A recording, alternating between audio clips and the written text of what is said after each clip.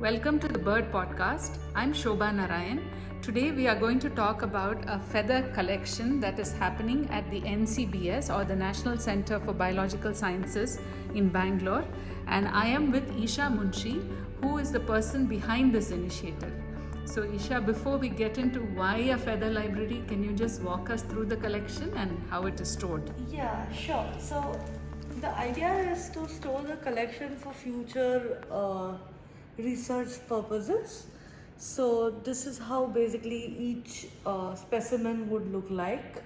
So yeah, this is how each specimen is going to look like eventually, which will have all the basic information about the bird and what all feathers are there, what all feathers are missing, and all the, so from this page you can know what's inside.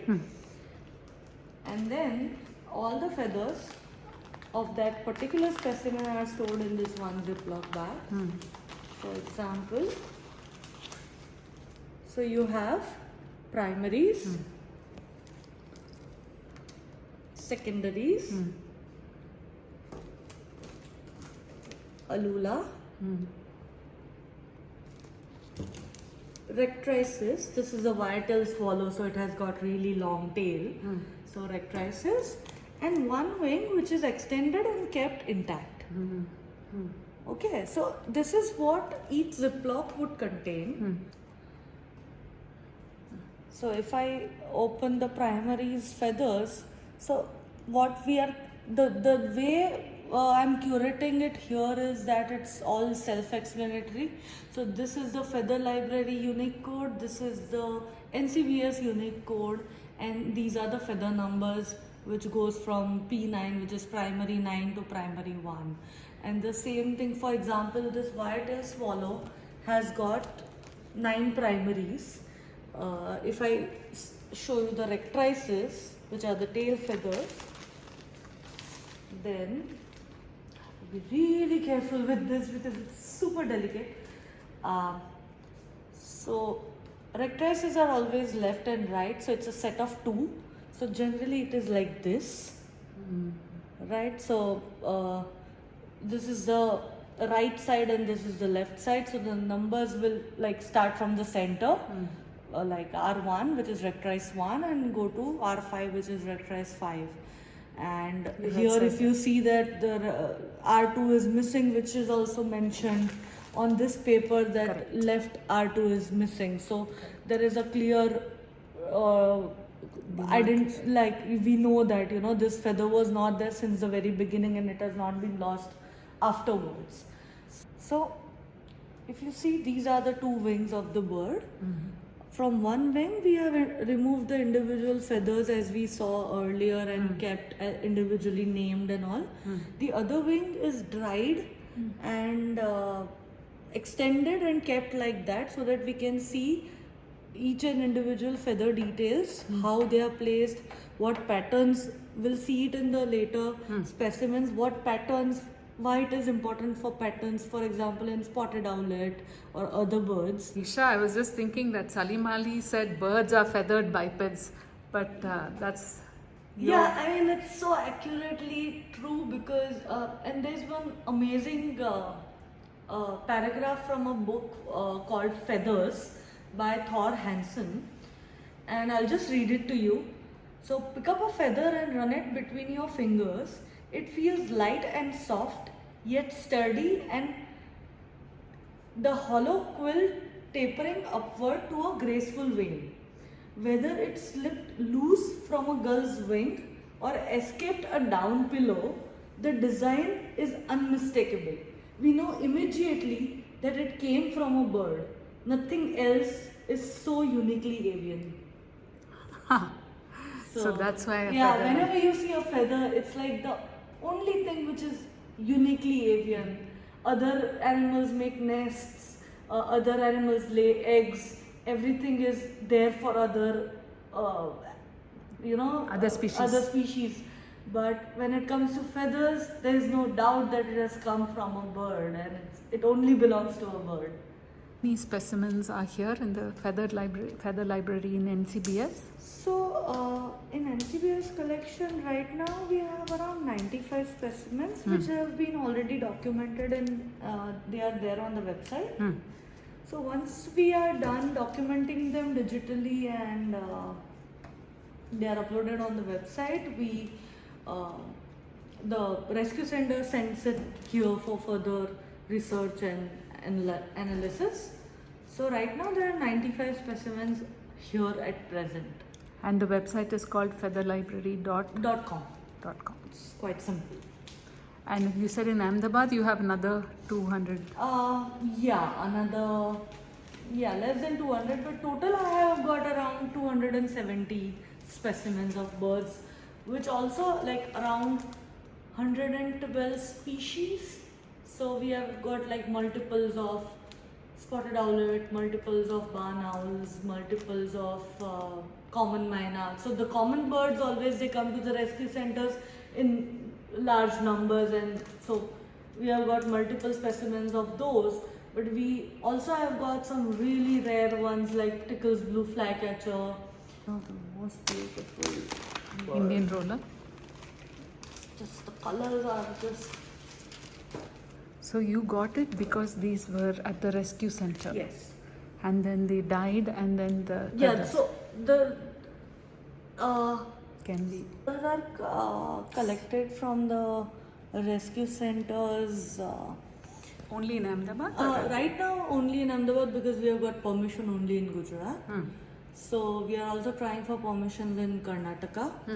So again the same thing applies here. So Yes. there are primaries, Yes. and these are the secondaries, and these are the rectrices, which are quite dull if you see compared to the primaries and secondaries, and these are the alula, which is completely a different color. So if I show you the redneck falcon. So these are new specimens that you have not opened yet. No, these are the big specimens. So there's mottled wood owl, there's Indian eagle owl. So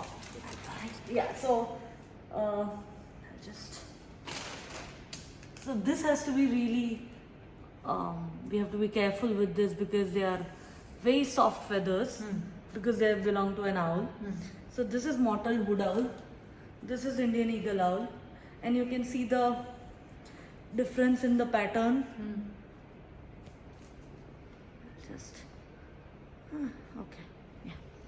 So wait, what is the difference in the pattern? So you see, this has like the pattern of the individual feather is completely different than the pattern of the individual feather in this. For example, when I say individual feather, I talk about this one feather, which comes through the overlap of the feathers together. So the underwing will be completely different and the upper wing will be completely different depending on the ventral and dorsal. But even if you see the individual feather, it just does not seem to fit in the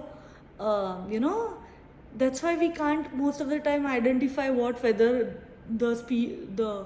what species the feather belongs to when we find it on the ground, because sometimes this play of overlap is just so difficult to, I only know the feathers with which I have worked on, and I also still don't know what happens to the other things, right? So, for example, so that is for Indian eagle owl. Now, if you see mottled wood owl, then this feather is one individual feather. Yes. So again, so it looks very dark, but if you see this part which is very light. Light, yes. So, which we cannot see ever because it's always covered with the other feather on top of it. Correct. So what we see is like this pattern, but when we see individual pattern, it's completely different. Yes. Earlier we used to dry it just like this. And then when I went to Cornell, I learned this art of pinning the wing in a proper way so that each feather is visible and drying it like that. Okay. So if you see the difference, so what happens is when the wing is dried, it generally comes back to the Original shape. it tends to come back to the original shape, which is in case of this painted stork. So these are the earlier specimens where we were still learning about the process and all. But after I went to Cornell, I learned the proper art of taxidermy and proper art of saving the wing and everything. And then, yeah, this is what we aim for, that it should be a really straight, really, each individual feather should be visible. So you have to stretch it? Yeah, so it has to be stretched and pinned. Pinned, okay. So it is, the wing is stretched, it is pinned for a few days till it dries. So depending on the size of the bird, again it takes like, sometimes it takes 24 hours, sometimes it might take days, depending on the size of the bird. So, And that's a painted stock. yeah, this is a painted stock. That's been stretched, you think? No, it's not been, it was stretched. So yeah, like, but if I stretch more than this, it will break. I see. So it tends to, come back to the, also this is a very good example to show that this joint, which is doing this, so these are the primaries and these are the secondaries. Yes. So that is how you figure out where are the primaries and where are the secondaries. Each wing, there are like our hand. So this bone which we have from elbow to the shoulder, which is here. So this is the shoulder of the bird. From elbow to the wrist, this is the bone, and the wrist, from the wrist To the forearm. to the fingers, this is the bone here. Got here. it. So whatever feathers are attached to this are the primary feathers. Whatever feathers are attached to this are the secondary feathers. Okay. And the bone is, this bone is generally inside the body for got birds. So yeah, so this. So the primary is the last one. Yes, it's outermost. Outermost. So yeah, it's like this. So which is the, here it is, this is the primary. Yeah, all these are primaries from here to here. So And these are the primaries and these are the secondaries. Got it. So this is a grey-leg goose. Are some feathers harder or stronger? Definitely. I mean, look at the vein in this. It's like, it's just so hard. So, and they are sometimes really deep rooted inside. So this, like, the great flyer birds will always have stronger flight feathers than the short flyer birds. Generally don't come to the rescue centers that often. Which species don't come? Like Indian eagle owl or mottled wood owl, or the species which are generally found in forest or other habitats and not in the urban areas. So rescue centers generally get more species which are generally found in urban areas. So the number of specimens which we have for non-urban area species is much less than the number of specimens which we'll have for urban. Do you have to sanitize or be careful when handling these feathers, or they are just like hair once they are? Once they are dried, then they are fine. So right now they are fine. Because they have been injected with spirit, they have been sprayed on by spirit, they have stayed for few days in minus 80-degree fridge. So basically this does not have any, but yeah, when we are dealing with the freshly dead birds, we really have to be careful, because especially if the bird is intact, which is really good because the bird is intact, but then it means that the reason of death is unknown. So it could be some virus or something else. So if the bird has an injury and it is visible, then it's pretty straightforward that the bird has died due to collision or whatever the other reason. But when the bird is intact, chances of poisoning, chances of virus and all those things are there. So at that time we have to be really careful. For monomorphic species, to know the sex, we have to open up the bird and check what sexual organs are there inside, because birds don't have the sexual organs outside, they have it near their kidney, which is inside. So you have to actually dissect the bird, open it, and see whether it's a male or a female, or which breeding stage the bird is in, and there are like lots of things which comes as a package of feathers. Do you have a favorite feather that you like? I have a favorite feather which I like, but I don't have it in feather library. Which one does it belong to? Wall creeper, because the bird is grey and black, but the flight feathers are red. So, Wow, who would have thought? yeah, so that's like one bird which I would like to see it in my hands and see the feathers and how they are. This is So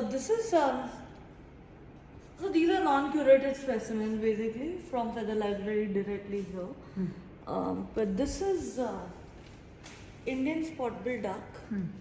These are the secondaries, and if you notice, the ducks have a patch on the side of green and blue, and that is this, wow. which changes color with the light. Yes. So it goes from green to blue to violet. I can see that. Yeah, that's. Yeah. Can you do that one more time? Yeah. Oh wow, look at that. So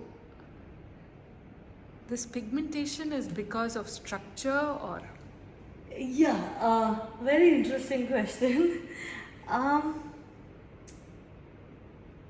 The greens, the blues, all those colors are purely structural colors.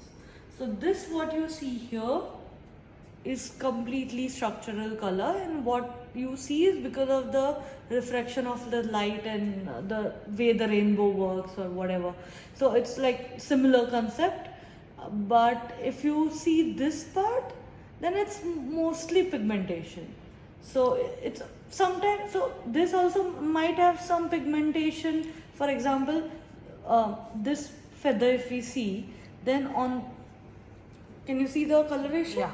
Yeah. So on this side it is like this, then there's this blackish thing, then there's this white, and then there's this gray, dark gray sort of a color. So there are 4 colors which are seen here.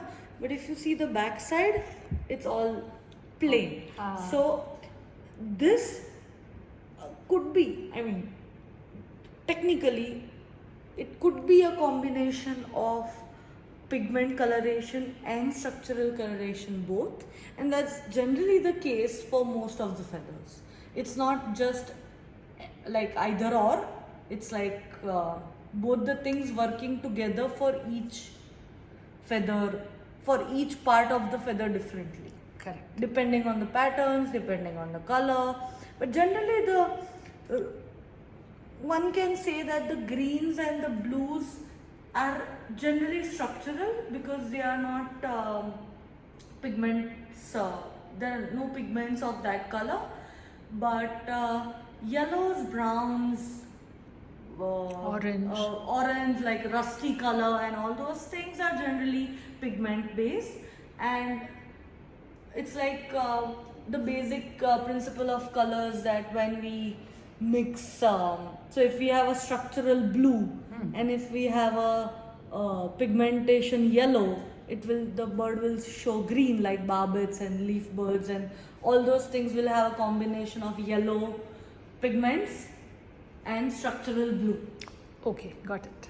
So it's a combination. And with melanin and all those things. So it's like a combination of all those things. So what we visually see, cellular level, that is not the case. Yeah. But so it's like extremely intricate, and someday I would really like to dig into that to understand like how this is possible. Yes. It's like, Yeah. so as I said, that if you see one feather, then this part will have a different structure, this part will have a different, so this feather will at least have 4 major structures and the rest of the substructures. So yeah, touch this, you'll realize how I can touch it? Yeah. Whoa. Yeah. It's not like you think feather, it's going to be like a feather, but Yeah. it's quite It's sturdy, like, as you said. you It's can just, counterintuitive. Huh? Amazing. but that's because this is dried. I mean, the fresh wings are quite delicate. So this is a barn owl. This is a barn owl. Yeah, and the back is fully Yeah. white. Yeah, it still feels very soft and nice. Yeah, so yeah, these are the individual feathers of the bird, which are like a combination of white and this color, Yeah, this pattern. yeah, So the whatever color was under is like more or less white. yeah. And this, like you said, when you separate it also. Yeah, so it will show white.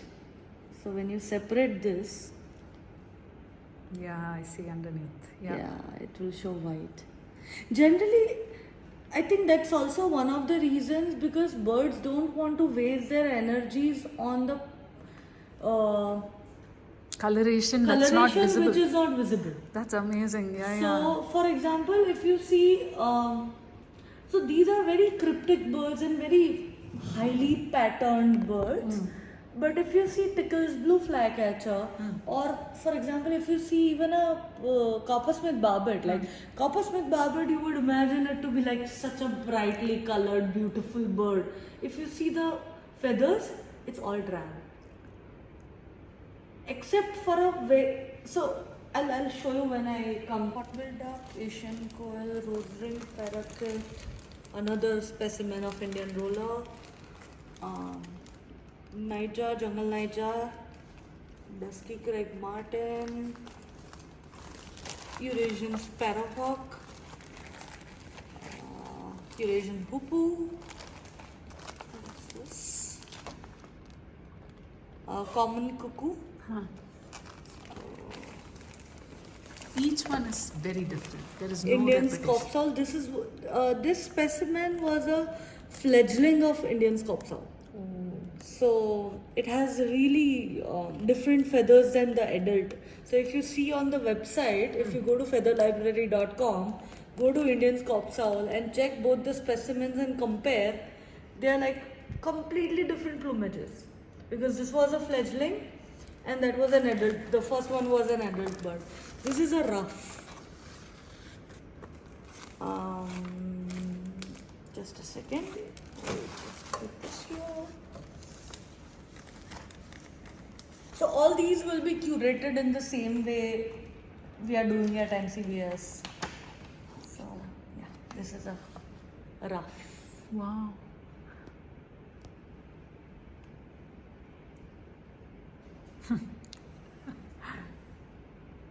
Ruff seems big in the field, but it's really small it when looks, you yeah. look at it like this. Yeah. It's really tiny. Where are they found in? Are they? You found all this in Ahmedabad. Yeah, everything came to the rescue center. So how did you start? As you put it away, just talk to us about how the idea came. So I did a course on bird biology, and during lockdown mainly, because that's when I had the time to do it. And there was a chapter on feathers and plumages, and as I read, I became more interested about it. And then during lockdown, I rescued a silver bill from my balcony, and it shedded some feathers on my hand, and they were like this tiny, and tinier than the tiniest bird we have seen so far, and the bigger feathers we know. And I wanted to know more about all these questions, all these things which I'm talking about, the patterns, the coloration, the individual feathers. And where do you see individual feathers of a bird? You cannot unless and until you hold the feather in your hand. So, and I wanted to know more, and I tried to search, and there was not really anything on Indian birds of that sort. So I thought, if there's nothing, then why don't I create one, so that at least I'll be giving something back to science. So these are common myna. This is greater kukul. And this is the spotted owlet, which I would like to show you because. So this is the spotted owlet wing. yes, As you can see, there are spots, yes. right?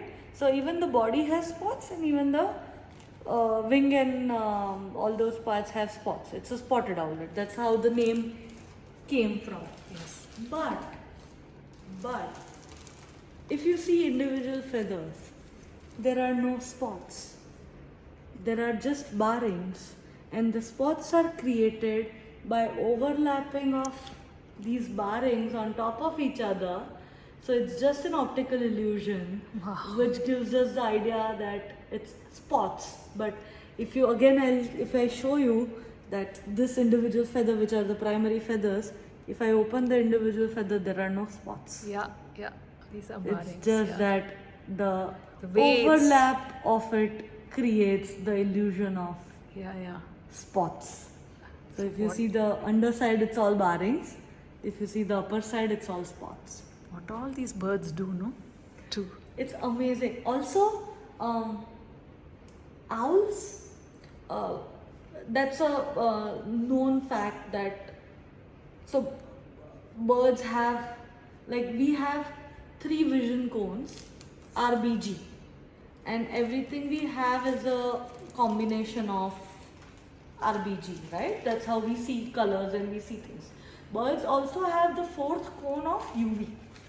So birds can see under UV. But it's not the same way we can, like we see under UV. But there have been, like, there are, if you look it up, then owls generally, they shine pink during UV. Okay. So the new feathers will shine pink, and the older feathers will shine blue. So there is a spectrum from pink to blue under UV light in case of owls. Similarly, I have found, so I just got a UV torch, and it's not accurate, but I was just trying out with all these feathers I have, and trying to figure out, and I realized that parakeets also have that same thing. So parakeets are green, but if you see it under UV, it looks pink. So when maybe it's for mating choices, maybe it's for displaying, because the longer feather, like, it shines really pretty, and so we don't know how birds see things, but all these things is like a huge mystery to me, that why and how. So these are all the birds which I have found at one rescue center from Gujarat, which are like, most of the birds are quite drab looking because of the habitat and those things. But if you think about Himalayan birds, those colorful birds, it's just The pheasant, the monal, and all that. It's just mind-boggling. But again, I would come to that same thing, that monal has black wings. So it's like flamingo. The bird itself is very pretty, but the flight feathers are black. So I'll show you the new flycatcher.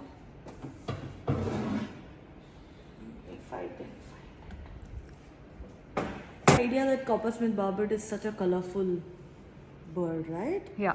So what it does is, since it has to invest so much energy on the body coloration, if you see the wing feathers, they are mostly black with just a tinge of green. So when this shuts, right, so only the visible part will be seen green, and everything which is like underneath, tucked away inside the wing is all black.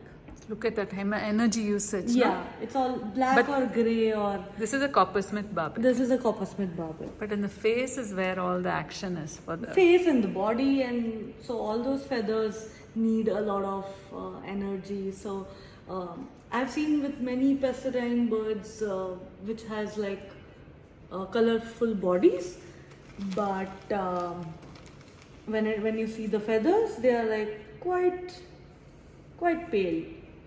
Like you can hardly make out that it's a coppersmith barbet. Yeah. Yeah. So this is which area of feathers? These are the primary feathers. So from here to here. Ah, I see. So you can barely see a tinge of green at the, like, it will increase as you come inside. Like first feather won't have any green on it, but this feather might have like some more green on it. Yeah. And then secondary feathers will have even more green on it, which is like visible as you go near the body. So yeah, so this is the spectrum of like all the feathers from here to here are from here to here. So as you start from the outermost feather to the innermost feather, the amount of green increases because of the folded wings. Correct. So very energy efficient. Yeah, only the visible parts will have that streak of green, and that's it. No more wasting energy on anything else. Because tail is generally visible, right? So tail is quite green. like quite green. Yeah. Again, underside is not. Yeah. Wow, they just choose where their colors in. I was saying that after working with 280 specimens of feathers, I'm like, I don't know anything about feathers. They are just too complex to understand. So you can't say anything for sure unless and until it's tested and verified, which I would like future scientists and future researchers to do and give us the answers. But it's just, you can't say that, this is because of this. It's just... But are there broad principles about feathers? Yeah, there are broader principles about feathers. There are broader principles about the usage of feathers. So, if I explain briefly, then there are 3 types of feathers in any bird. One is like, first is like the body feathers. So it will have contour feathers, which makes which has a typical shape. The shape of the body. Yeah, and the down feathers, which is for insulation. So both of them will consist of together will make a body feathers. So it's like your typical down jacket. Like you have the down for insulation, and you have the like sleeve for the shape. The shape. So that is one. This is Indian golden oriole. So yeah, this is a contour feather, like typical contour feather, which How gives, can you tell? Because of the shape. And see, it has got a little down at the bottom, and so this belongs to the body. So that is there. Second are the flight feathers, which are the wing feathers and the tail feathers. And third are the sensory feathers. Sadly, I don't have I've made a specimen at home, but I don't have it here. So one part of sensory feathers are the bristles, which is clearly seen. Second is something called phyloplumes. Okay, now for phyloplumes, I'll again have to open barn owl and try to explain, because I don't know if we can see it or not, because they're like tinier than hair. But okay, so phyloplumes are sensory feathers for other feathers. So let's say a bird is molting, and let's say this feather is molted. Any XYZ feather, like this is molted, right? Okay, for How the basic understanding, molting is when the feathers all it's pop. shedded. So when this feather is shedded, how does the bird know that this feather is not there and I have to regrow this feather? Because eventually it will happen for all the feathers once a year for all the birds. Okay, so basically next to each where the feather is joined from the skin, there is a like really thin hair like feather which gives command to the bird that this feather is not present here and you should give your energy to regrow this feather. So those are the phyloplumes. So I have created a specimen at home where I have removed all these feathers and kept only the main feathers and the phyloplumes to show how it actually works. So for each feather, there are a set of phyloplumes around that void or the where the feather thing is attached to the skin, and when that phyloplumes can't feel that feather there, they send command to the brain that send all your protein here because this feather needs to be regrown. Wow, okay, got it. So yeah, all these feathers. Are big bird feathers attractive to you or small? You said the one. I think feathers itself. Yeah. I've gone feather crazy because like if I hold a tiny bird and if I see those feathers, if I see the big bird's feathers, it's exactly what I thought it would be when this idea first came to my mind, that there has to be such a large spectrum in between the small and the big, and there are so many. And trust me, the more I'm working with feathers, the more questions I'm having, like how and why, and simple things like wire-tailed swallow's tail has also got a fork at the end of the wire. So it's like the more deep you go into it, there are more questions which come to your mind. And woodpecker's tail, for example, is like the most sturdy tail because it has to act as a counter support when it's climbing up.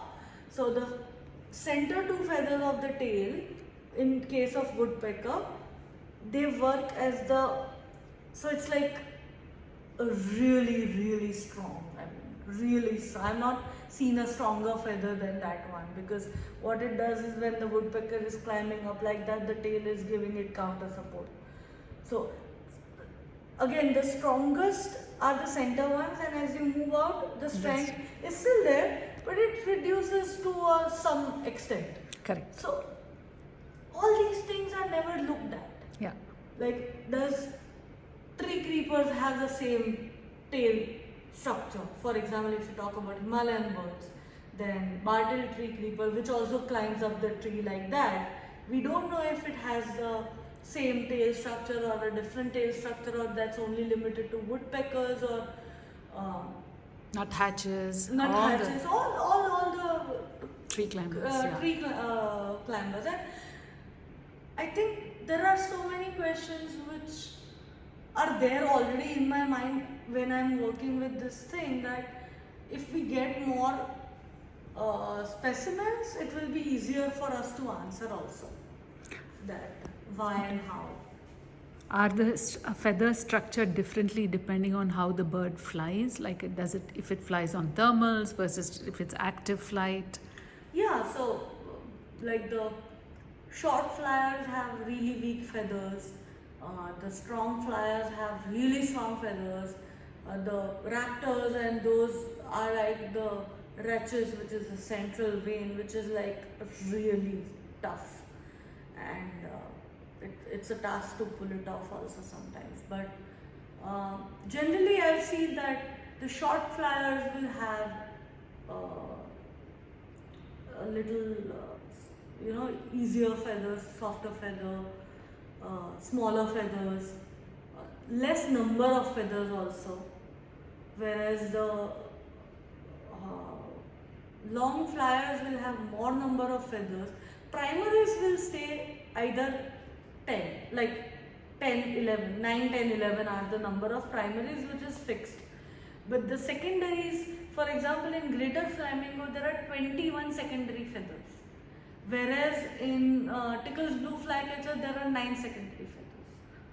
So the number of feathers also varies, the structure of the feather also varies, the thickness of the feather also varies, the pigmentation also varies, because of which the strength varies, and it's just a whole. So many permutations and It's just for each species it's different, and I would say for each specimen it is different because we don't know.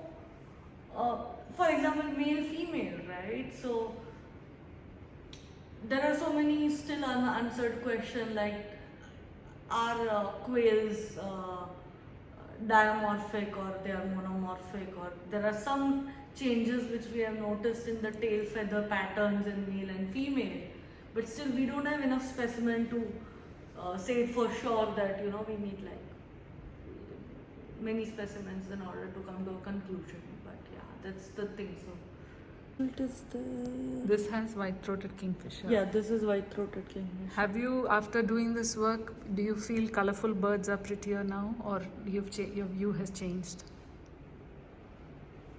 I feel that each feather is a marvelous art in itself. Like, forget about flight feathers like wing and tail feathers. Even if you see the body feather, individual body feather, like we had yellow-legged button quail. So individual contour feather will have a little dot on it, each feather. And it's like, for me, it's like, and each bird has starting from 1,000 to 25,000 feathers. So it's like, just, as I'm saying that the more you know, the crazier you get. So American Natural History Museum's bird curator, and he was telling me that in future what we would like to do is actually separate each feather and count approximately the number of, because they do that.